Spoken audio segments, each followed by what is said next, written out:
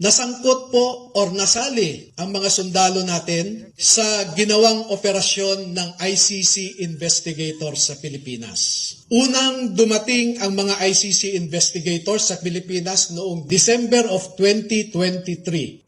At bago mag-December 2023 ay inutusan sila na magpapalit ng peso to dollars. Dalawang maleta na ang bawat maleta ay may nilalaman na 56 million pesos. Kaya nakapagpalit sila ng equivalent to $2 million. At ang sabi ng mga executive assistants ni Ginoong Saldico ay pinaghahandaan daw nila ang pagdating ng foreigners. At kalaunan ay nakilala ng mga ito na ang foreigners na binabanggit ay mga ICC investigators. At nakapaloob dito na ang ginawa nila ay mag-interview ng mga witnesses na ipinapaarating sa kanila ni Sunny Trillanes. Wala silang ibang in-interview na mga witnesses, kundi ang mga tao lamang na pinapadala ni Sunny Trillanes. At ibinigay kay Sunny Trillanes ang pondo para sa pag-asikaso sa mga ICC investigators na ito. Kaya naman po, lahat ng sasakyan na ginamit, lahat ng hotel accommodations ay sinagot ni Saldico at saka ni Sunny Trillanes. Napansin din po nila na lahat ng mga pag-interview ng ICC investigators ay sa mga pribadong lugar. Wala man lang government office.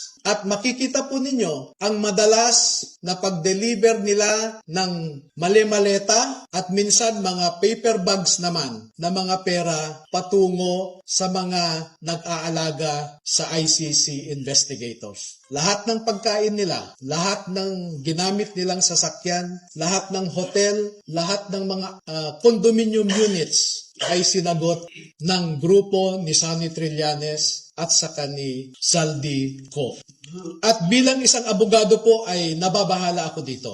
Dahil ang sarili kong konklusyon na hindi naman nilahad ng mga sundalo na ito dito sa affidavit nila. Pero bilang isang abogado ay nakikita ko ang isang mabigat na suliranin ng isang third world country na katulad natin na siya lamang pinag-iinitan ng mga ICC. Hindi nila kayang ipatupad ang kanilang orders sa mga mayayaman na bansa. Tanging third world countries lang. At ito ang aking obserbasyon. Una, ang ICC investigators did not conduct a bona fide investigation in the Philippines because they only interviewed people sent to them by Sunny Trillanes. Nakapasok din sila sa Bilibid prisons para kausapin ang tatlong nasentensyahan sa pagpatay kay Kian de los Santos.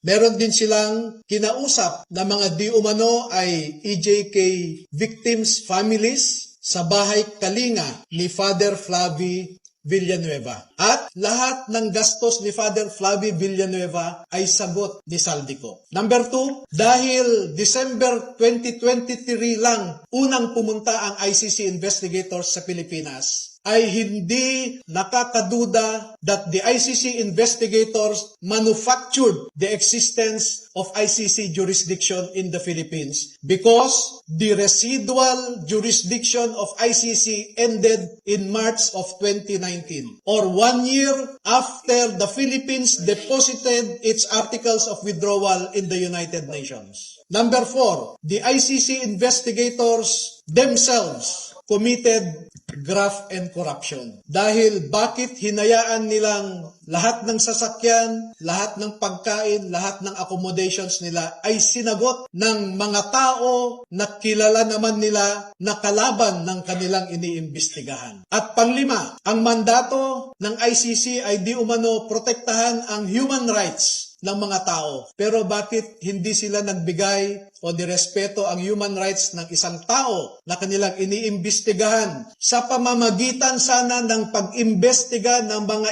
ibang tao na hindi pinapadala ni Sunny Trillanes? So yan po ang buod ng kanilang affidavit. At una ko nang ipaalam sa inyo na bago po kami magbigay ng buong kopya sa inyong lahat, ay pahintulutan muna ninyo kami na isumite ito sa Office of the Ombudsman para makita natin kung umaandar pa ang sistema sa Office of the Ombudsman. Dahil isa ang ngayong ombudsman natin na binanggit dito sa affidavit. Pangalawa ay magsusumiti rin kami sa ICC mismo para malaman ng ICC so that ICC will know how the ICC investigators conducted themselves in the Philippines. At panghuli ay magbibigay kami ng kopya sa lahat ng embahada ng mga bansa na kasapi sa ICC para malaman nila kung paano gumalaw ang ICC. Alam naman natin na bawat bansang miyembro dyan ay nagko-contribute sa ICC. Pero